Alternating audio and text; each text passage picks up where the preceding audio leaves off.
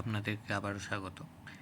আজ আমি আলোচনা করব আমাদের হাতের যে বিভিন্ন রেখাগুলি রয়েছে সেটা সম্পর্কে।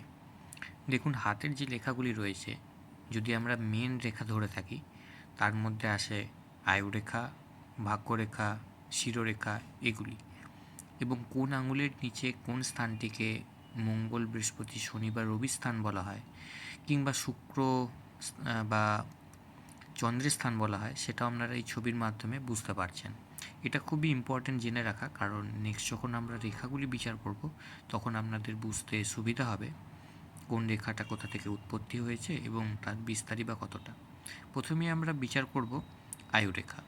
দেখুন, আয়ুরেখা বলতে আমরা যেটা বুঝি সেটা হলো বৃহস্পতি স্থানের নিচে বা মঙ্গল স্থানের উপর থেকে শুরু হয়ে সেটা শুক্র স্থানকে বেষ্টন করে মণিবন্ধ পর্যন্ত যে রেখাটা গেছে, আপনারা ছবিতেও দেখতে পারেন, এটিকে আয়ুরেখা বলা হয়।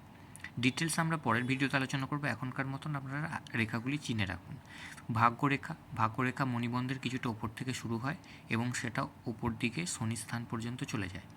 এই ভাগ্যরেখা আমাদের ভাগ্য বা জীবনের পাওয়া চাওয়া এগুলিকে নির্দেশ করে থাকে, যেগুলি সম্পর্কে আমরা ডিটেলস পরে আলোচনা করব। এবং 3 নম্বর যে রেখাটি, সেটি হলো শিরোরেখা।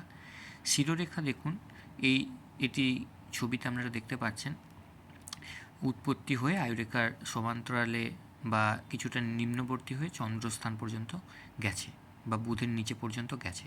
এটা আমাদের ভাবনা, চিন্তা, বিচার বুদ্ধি এগুলিকে চিহ্নিত করে থাকে। তো নেক্সট ভিডিওতে আমরা ডিটেলস আলোচনা করব রেখাগুলি সম্পর্কে।